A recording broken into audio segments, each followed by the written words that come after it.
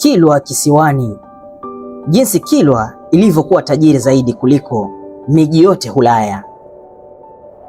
Mwaka 1320 kulikuwa na mji Afrika uliokuwa tajiri kuliko Paris, kuliko Venice, hata kuliko London. Mji ambao mfalme wake alitoa zawadi ya dhahabu halisi kwa mfalme wa Misri ili tu aonyeshe kuwa ana pesa nyingi. Leo mji huo ni magofu tu. Hakuna watu, hakuna bandari, hakuna chochote isipokuwa kuta zilizobomoka na upepo unaopita. Jina lake ni Kilwa Kisiwani.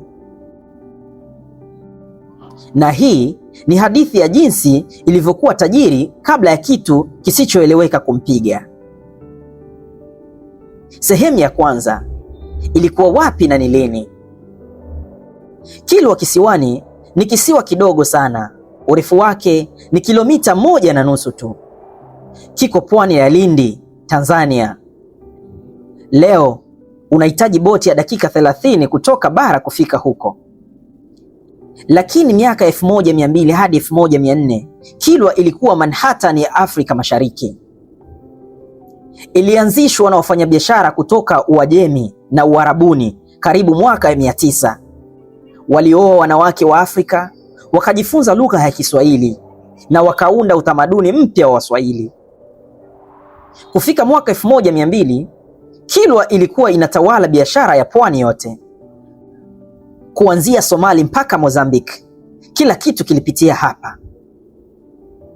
Sehemu ya pili, dhahabu na biashara. Sasa sikiliza hii kwa makini. Dhahabu ilitoka Zimbabwe na kusafirishwa hadi Kilwa kwa njia za siri. Pembe za ndovu zilitoka ndani ya Tanzania. Watumwa walitoka Malawi.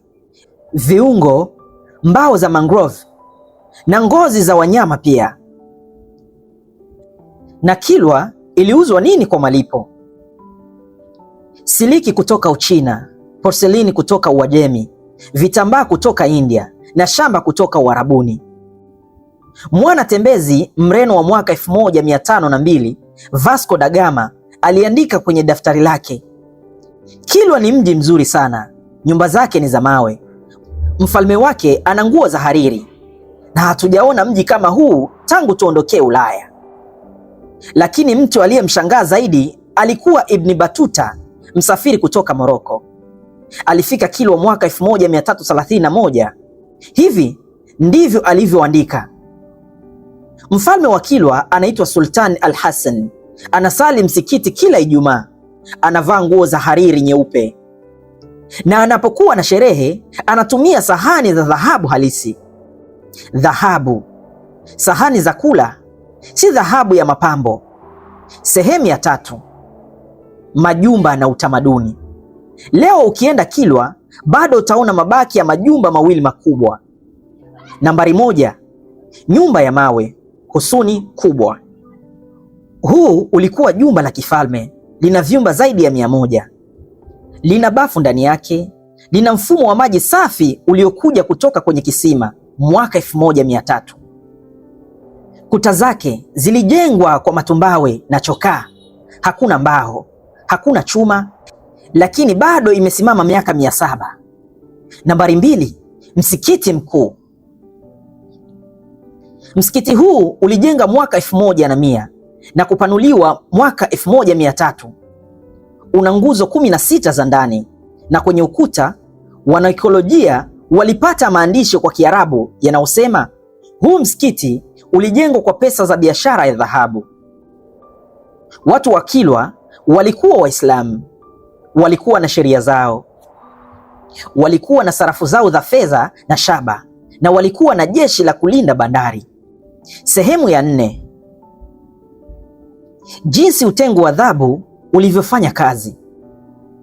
Hapa ndio unapoelewa kwa nini Kilwa ilikuwa tajiri kuliko nchi nyingi Ulaya. Mfalme wa Kilwa hakuwa akichimba dhahabu, alikuwa dalali. Wafanyabiashara kutoka ndani ya Afrika walileta dhahabu. Wafanyabiashara kutoka nje walileta vitambaa na porcelain. Mfalme alichukua ushuru wa 20% kwa kila kitu kinachoingia na kutoka. Fikiria, Kila meli 10 zinazoingia bandari, 2 zinakuwa za mfalme. Siku moja tu mfalme anaweza kupata dhahabu ya kilo 5. Hiyo ndiyo sababu mwaka 1324 mfalme wa Kilwa alipopita Misri njia ya kuelekea hija Maka, alitumia dhahabu nyingi kiasi cha kushusha thamani dhahabu Misri kwa miezi 6. Watu wa Misri waliandika, mfalme mweusi ametufilisi. Sehemu ya 5, Climax na Cliffhanger. Kwa miaka 3 tu Kilwa ilikuwa juu, lakini kitu kilianza kubadilika mwaka 1500. Wareno walifika, walitaka kudhibiti biashara. Mwaka 1505 walivamia Kilwa, wakachoma sehemu ya mji na kumfukuza mfalme. Unafikiri hapo ndio Kilwa iliisha? Hapana. Watu waliendelea kuishi huko, walijenga tena, biashara iliendelea ingawa ndogo. Lakini kati ya mwaka 1550 na mwaka 1600 kitu kilitokea. Ghafla, bila vita, bila ugonjwa mkubwa ulioandikwa, watu 6000 waliokuwa wanaishi Kilwa walitoweka. Nyumba zikaachwa wazi, chakula kikaachwa mezani, bandari ikafunikwa na mchanga. Na hadi leo hakuna mwanahistoria anayejua kuwa uhakika kwa nini. Je, ni kwa sababu maji safi yaliisha? Je, ni kwa sababu bandari iliziba? Au je, kuna kitu kingine kilichotokea Kilwa usiku mmoja ambao hakijaandikwa kwenye vitabu? Katika pati 2 nitakuonyesha ushahidi mpya uliopatikana mwaka 2018 chini ya ardhi ya Kilwa. Nitakuletea mahojiano na mzee wa Lindi aliyesema Kilwa haikutelekezwa, ililaaniwa. Na nitakuuliza swali moja, ungekubali kwenda kulala usiku mmoja kwenye magofu ya nyumba ya mawe?